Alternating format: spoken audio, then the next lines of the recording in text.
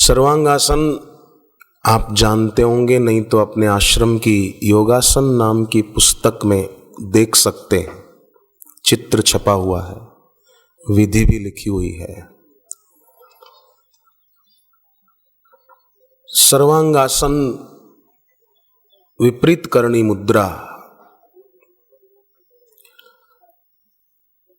सर्वांगासन में 3 मिनट से लेकर 10 मिनट, 15 मिनट, 20 मिनट तक भी रह सकते हैं। उसको करने से आंखों की रोशनी भी बढ़ती है, चेहरे पर झुर्रियां नहीं पड़ती, याद शक्ति बढ़िया होती है। कईयों की जो शिकायत रहती है कि याद शक्ति कमजोर हो गई है, याद नहीं रहता, वैसे देखा जाए तो लोगों को जो याद रहना चाहिए ना वो नहीं रहता, बाकी बहुत कुछ याद रह जाता है। ये भी बात है। महत्व बुद्धि कहाँ है, किसको महत्व दिया जा रहा है, उस पर आधार है। महत्व दुनियावी चीजों को या दुनियावी सुखों को ही दिया है, या महत्व अपने इष्ट को और इष्ट के दिए हुए मंत्र को, किसको महत्व दिया है? अपनी क्षुद्र बुद्धि की क्षुद्र सोच को महत्व दिया है, या विराट ईश्वर को पाए हुए गुरु की सोच को महत्व दिया है? एक व्यक्ति बोला, मैं रोज मच्छरों को बेवकूफ बनाता हूं। कैसे? बोले मच्छरदानी लगाता हूं पर उसमें सोता ही नहीं हूं, रोज उनको उल्लू बनाता हूं। एक आदमी बोला, मैंने रेलवे डिपार्टमेंट को उल्लू बनाया। कैसे? बोले मैंने टिकट ली और ट्रेन में बैठा ही नहीं। एक आदमी बोला, मैंने मोबाइल रिचार्ज करने वालों को बेवकूफ बनाया। कैसे? और उसको 100 रुपये दिए रिचार्ज के लिए, पर नंबर मैंने दूसरे का दे दिया। क्षुद्र मति वाला व्यक्ति वो ऐसा ही है जैसे इनकी बातों को सुनकर अपने को लगा कि मूर्खों ने नुकसान तो अपना ही किया। रात को नींद नहीं आ रही थी, एक आदमी को मच्छर खूब काट रहे थे, तो गया और टिक 20 पीकर आया और कहा कि अब आओ मच्छरों, तुम्हारे में जितना भी दम है मेरे को काटो, सब मरोगे मेरे को काटने से। तू पहले मरेगा, वो तो मरेंगे तब मरेंगे, तू पहले मरेगा। तो क्षुद्र मति वाला व्यक्ति जो भी निर्णय करेगा उसके निर्णयों में क्षुद्रता स्पष्ट नजर आएगी।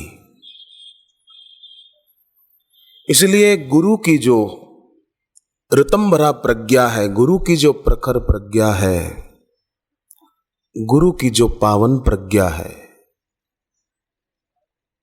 उसके द्वारा जो कल्याणकारी सूत्र प्राप्त होते हैं उसके अनुसार आगे बढ़ने वाला व्यक्ति वो धनभागी है। दरिया सो शूरा नहीं जो देह करी चकचूर, वो शूरवीर नहीं है दरिया साहब कहते हैं जो देह करी चकचूर, शरीर सुखा दिया उपवास कर करके, हड्डियां दिखाई दे रही है, वो वीर नहीं है कि रविवार को बोले आज सूर्य भगवान का उपवास है, सोमवार को बोले शिव जी का उपवास है, मंगलवार को बोले हनुमान जी का उपवास है, बुधवार को बोले कि गणपति जी का उपवास है, गुरुवार को गुरु जी का, शुक्रवार को संतोषी माँ का, शनिवार को फिर हनुमान जी का, रविवार को सूर्य भगवान का। मरा जा रहा है उपवास कर करके। ये ज्यादा भूखे मरने वाले जो होते हैं ना, उनको तो देखकर भगवान भी सोचेंगे कि इसके पास जाने में मजा नहीं है, ये खुद भी मरेगा, हमको भी मारेगा भूखा।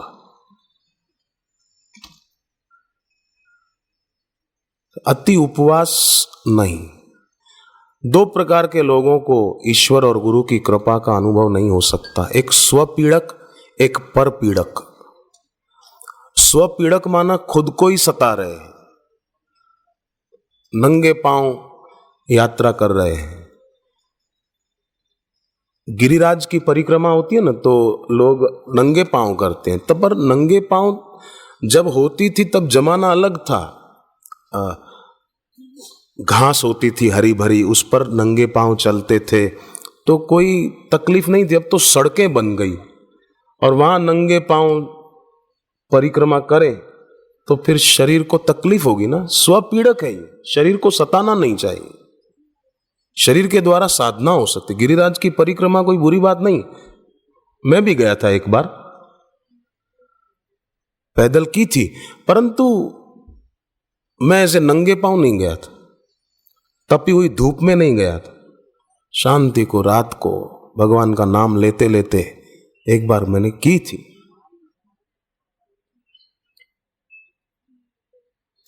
तो स्वपीड़क न बने, शरीर को सताए नहीं और पर पीड़क भी न बने, दूसरों को सताए नहीं।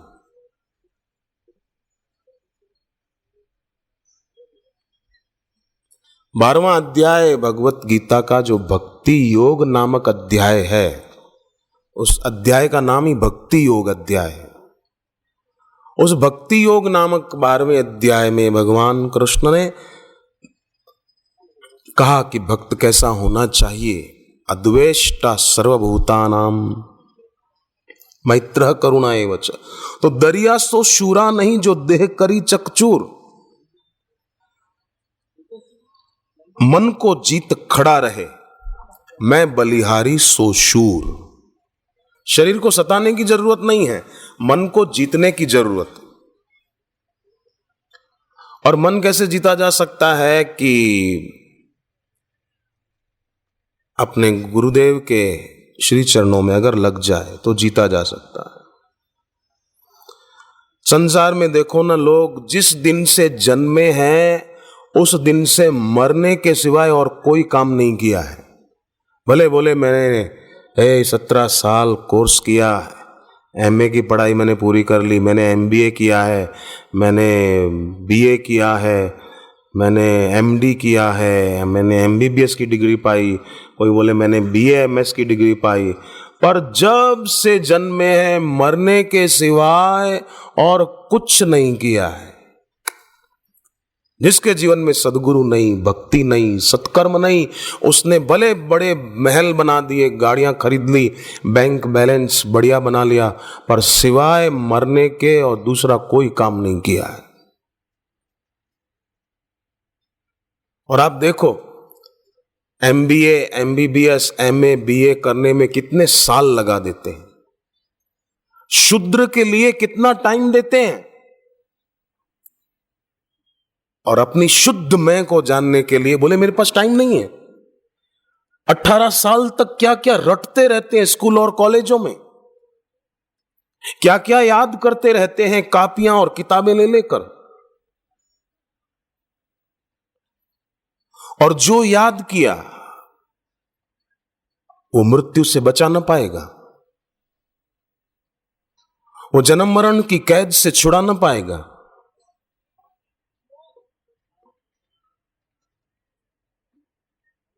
जिन कामों को करने के लिए लोग सत्संग छोड़ देते हैं, जप छोड़ देते हैं, सदगुरु के चरणों में बैठना छोड़ देते हैं, वो काम किसकी प्रेरणा से किए जा रहे हैं और उसका परिणाम क्या है, उससे प्राप्ति क्या है, मिला क्या। इतनी मूढ़ता के उस तरफ नजर ही नहीं जाती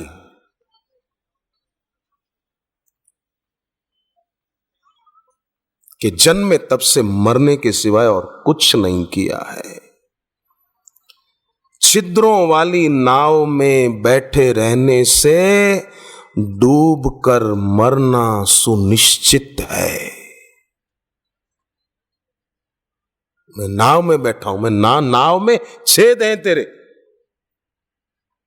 पानी आता जाएगा और नाव डूब जाएगी। हिमाचल की घाटियों के रास्ते से टैक्सी तेजी से भागी जा रही थी। सेठ ने ड्राइवर को कहा कि इतनी तेज क्यों चलाता है? बोले मैं नहीं चला रहा हूं सेठ, ब्रेक फेल हो गए हैं। तो फिर एक काम कर, मीटर बंद कर दे। क्यों? बोले मीटर ज्यादा घूमेगा, मेरे को पैसे ज्यादा देने पड़ेंगे, मीटर पहले बंद कर। ड्राइवर बोला सेठ पूरी गाड़ी खाई में गिरने वाली है। सेठ बोला भले गिरे, गाड़ी तेरी है, मीटर घूमेगा तो पैसे मेरी जेब से जाएंगे, पहले तू मीटर बंद कर। गाड़ी को रोकने की बात नहीं कर रहा है सेठ, गाड़ी को खाई में गिरने से बचाने की बात नहीं कर रहा है, भगवान के नाम का जप नहीं कर रहा है कि शायद महामृत्युंजय मंत्र बोलूं और मैं बच जाऊं उस मंत्र की कृपा से। पहले मीटर बंद कर। क्षुद्र चीजों को बहुत महत्व दे रखा है।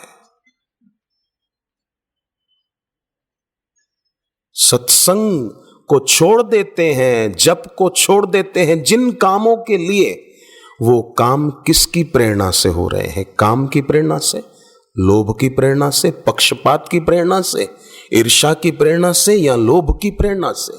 किसकी प्रेरणा से वो काम हो रहे हैं? जिन कामों को महत्वपूर्ण समझकर सत्संग और भक्ति को छोड़ दिया, सुबह उठकर जप करना छोड़ दिया, उन कामों को किसकी प्रेरणा से कर रहे हैं? और जिसकी प्रेरणा से कर रहे हैं, क्या वो स्वयं शुद्ध है? नहीं। तो फिर सत्संग की उपेक्षा क्यों?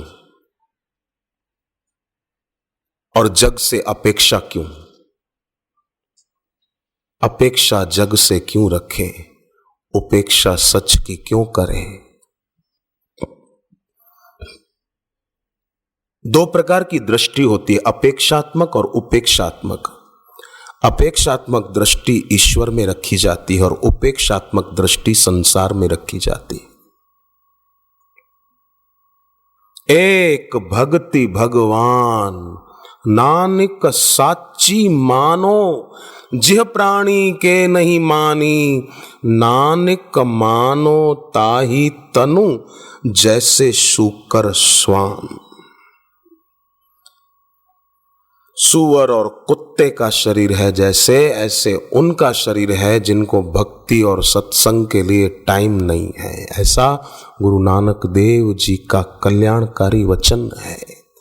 इसलिए धर्म की राह पर साहस प्रथम गुण है। जैसे पौधे में फूल खिलाने के लिए अच्छी खाद डाली जाती है, उसी प्रकार भक्ति के पुष्प खिलाने हो अच्छे तो साहस की खाद डालें। साहस चाहिए, क्योंकि भक्ति की राह पर चलने में मूढ़ लोग रुकावट डालेंगे। उलझे हुए लोग आपको उलझाना चाहेंगे और उलझे हुए लोगों की बातों में आ गए तो फिर उलझने और बढ़ती चली जाएगी और एक दिन आ जाएगा कि आयु पूरी तरह गंवा दी। गंवा तो रोज रहे हैं पर पूरी हो गई, अब समय नहीं है, अब श्वासों का खजाना खत्म, अब फिर दूसरा जन्म न जाने कौन सी योनि मिल जाए। तो धर्म की राह पर साहस प्रथम गुण है। यह साहस सभी गुणों का जन्मदाता है और डर सारे दुर्गुणों की जड़ है, भय। इसलिए दैवी संपदा के 26 लक्षणों में पहला अभय है।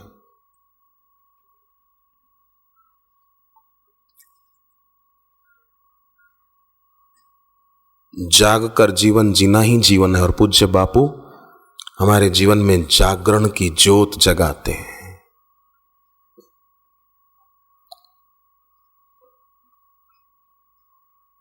लोग कई रात्रियों को जागरण करते हैं और जागरण ऐसा करते हैं कि सुबह सूरज उगने के बाद सो जाते हैं। ये तेरा जागरण नहीं था, नींद में ही था तू। सुबह सूरज उगा है और तू सोया है आलसी और कहता है मैंने रात को जागरण किया। इसको जागरण कहा जाता है। जागरण किसको कहते हैं? जानिए जीव तब ही जग जागा, जब सब विषय विलास विरागा। कई जगह नवरात्रियों में जागरण करते हैं लोग, ढोलक मंजीरे लेकर बैठे रहते हैं, फिल्मों की धुन पर माता जी की भेंटें गाते रहते हैं। माँ मुरादे पूरी कर दे, हलवा बांटूंगी। माँ भी सोचती होगी इनका हलवा मुझे महंगा पड़ेगा। तेरी मुरादें का तो कोई अंत नहीं है, तेरी इच्छाओं का कोई पार नहीं है। हलवा तो बांटेगा 50 ग्राम और तेरी इच्छाएं कितनी हैं?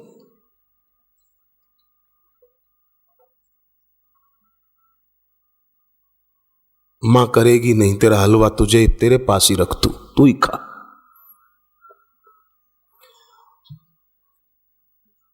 भजन तो सौराष्ट्र की गंगा सती ने गाए थे।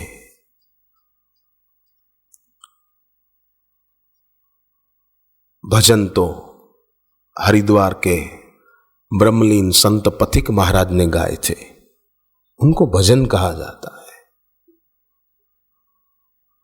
मानव सोचो जग के सुख का विस्तार रहेगा कितने दिन, ये भजन है। जो सुनने से वैराग्य जगे, भक्ति बढ़े, उसका नाम भजन है। मनोरंजन मिले उसका नाम भजन नहीं है। भक्ति बढ़े, कोई सत्प्रेरणा मिले, उसका नाम भजन है।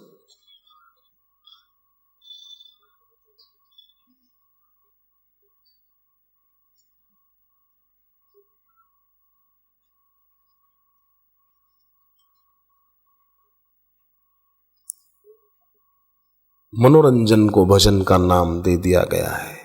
मनोभंजन का नाम भजन है।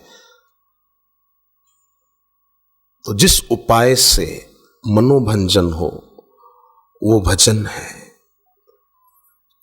जिस उपाय से भीतर की निर्धनता मिटे वही आपका अर्थोपार्जन है। बाहर धन कमाते हैं कई लोग, पर भीतर निर्धनता बनी रहती है।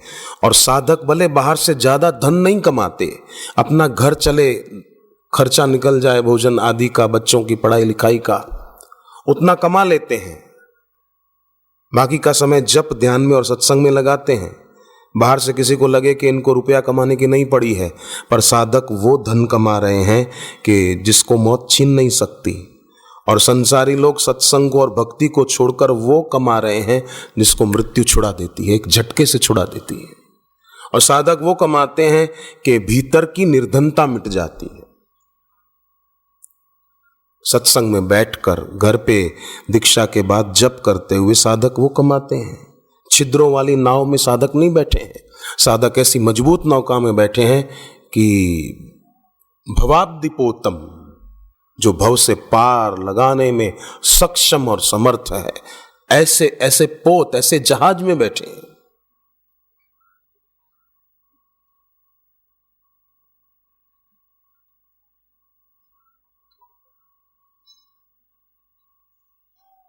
साधक उन चरणों का ध्यान करते हैं जिन चरणों के ध्यान से मनोकामना, मनोरथ भी पूरा हो जाए।